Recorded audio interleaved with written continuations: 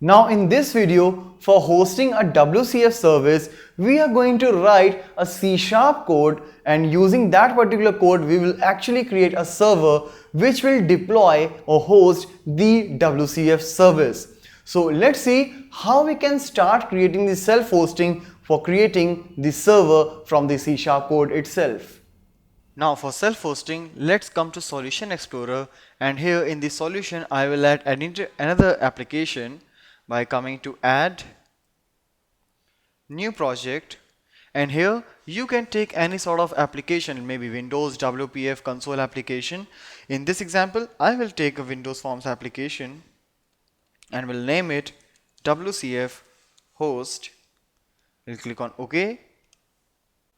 And now here you can see the form application is being taken. Now when I'll click on a button which I'm taking now, I want my server to start. Alright, so I have taken a button. I'll change the text here, start server. And since here in this particular application I want to host this particular service, so what will I do is I will first come here and will build this so that I will get the DLL of this console library which I have already created in the previous videos. And once the DLL is created, I'll right click on the host application, we'll say add reference, and we'll browse here to the sample WCF service. We'll come to bin, debug, and here is the DLL. Along with that, I will also add the reference for the system.service model, which is the mandatory one when we are working with the WCF applications. So both the references has been added, like sample WCF service as well as system.service model.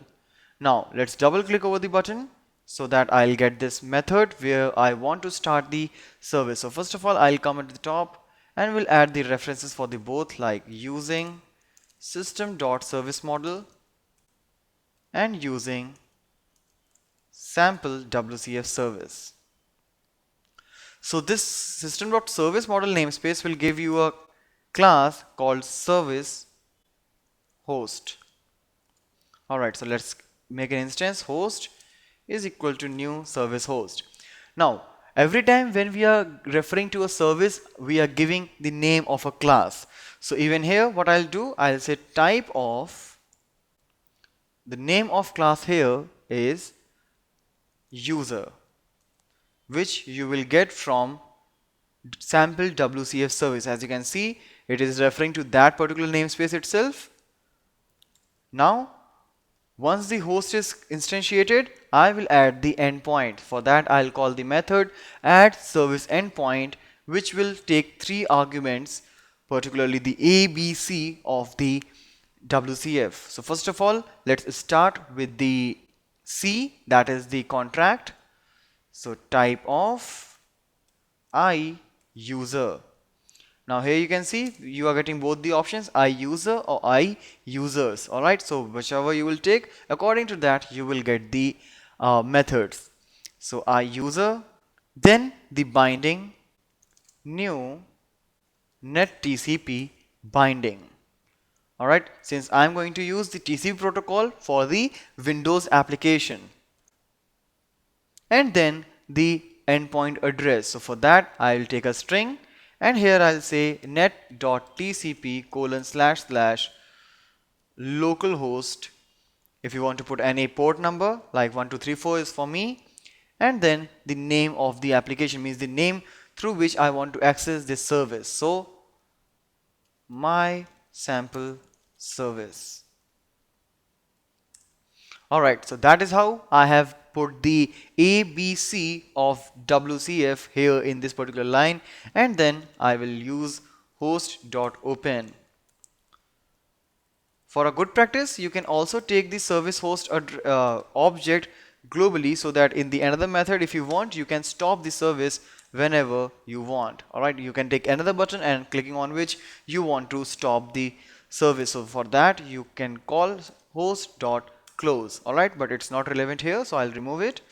So let's come to Solution Explorer and we'll make this WCF host application as the startup app.